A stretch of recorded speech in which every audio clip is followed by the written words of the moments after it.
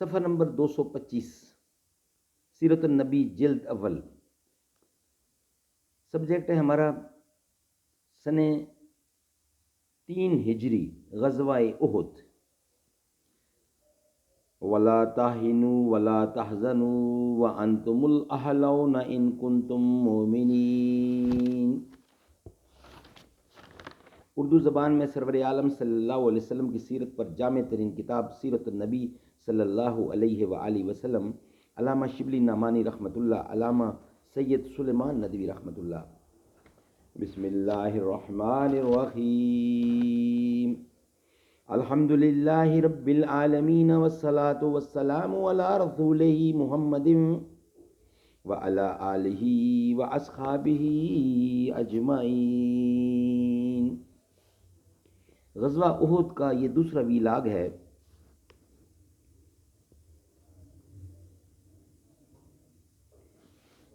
کہ معزز گھرانے کی عورتیں بھی فوج میں شامل ہوئیں، ان میں سے بعض کے نام حسب ذیل ہیں، یعنی جو فوج انہوں نے تیار کی مسلمانوں کے خلاف لڑنے میں، یہ ان کا ذکر ہو رہا ہے۔ نمبر 1 ہند، عتبہ کی بیٹی اور امیر معاویہ رضی اللہ کی ماں۔ نمبر 2 ام حکیم، اکرمہ فرزند ابو جہل کی بیوی۔ نمبر 3 فاطمہ بنت ولید، حضرت خالد کی بہن۔ نمبر 4 برزہ، مسعود ثقفی جو طائف کا رئیس تھا اس کی بیٹی۔ نمبر 5 ریتا، عمر بن عاص کی زوجہ۔ نمبر 6 خناس، حضرت مصعب بن عمیر کی والدہ۔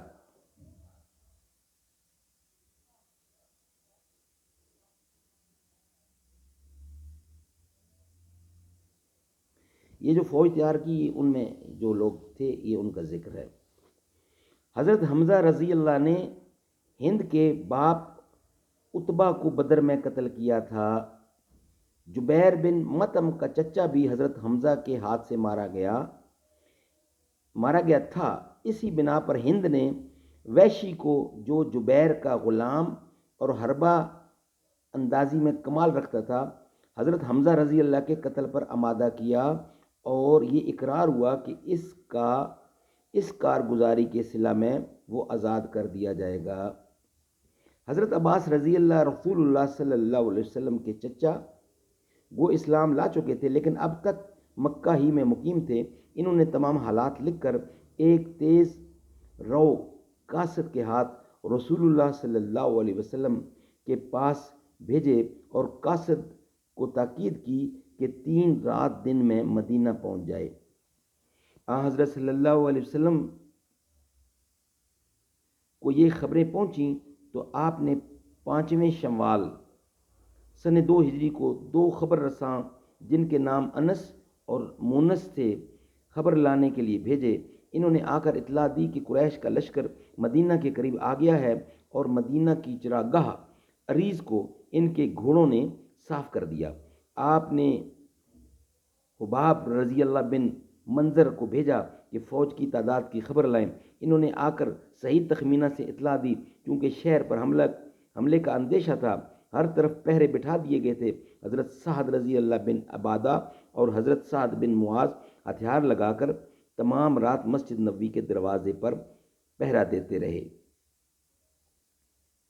صبح کو آپ نے صحابہ رضی اللہ سے مشورہ کیا کہ مہاجرین کو عموماً اور انصار میں سے اکابر نے رائے دی کہ عورتیں باہر قلعے میں بھیج دی جائیں اور شہر میں پناہ گزین ہو کر مقابلہ کیا جائے۔ عبداللہ بن ابی سلول، جو اب تک کبھی شریک مشورہ نہیں کیا گیا تھا، اس نے بھی یہی رائے دی، لیکن ان نوخیز صحابہ نے جو جنگ بدر میں شریک نہ ہو سکے تھے اس بات پر اصرار کیا کہ شہر سے باہر نکل کر حملہ کیا جائے۔ حضرت صلی اللہ علیہ وسلم گھر میں تشریف لے گئے اور زرہ پہن کر باہر تشریف لائے۔ اب لوگوں کو ندامت ہوئی کہ ہم نے رسول اللہ صلی اللہ علیہ وسلم کو خلاف مرضی نکلنے پر مجبور کیا۔ سب نے عرض کی کہ ہم اپنی رائے سے باز آتے ہیں۔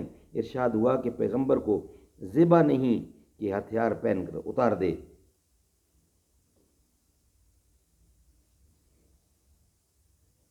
ان 6 خواتین جن کا اوپر ہم ذکر کر چکے ہیں، ان 6 خواتین کے سوا सलाफा बिनत साद, साद दो उमेरा,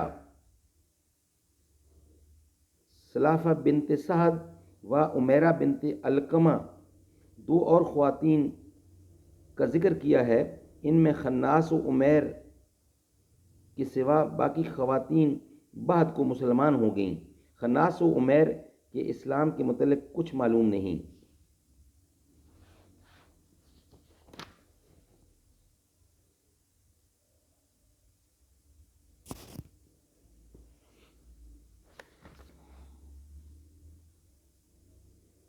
इसका बकिया हिस्सा इंशाअल्लाह नेक्स्ट वीलाग में बयान किया जाएगा।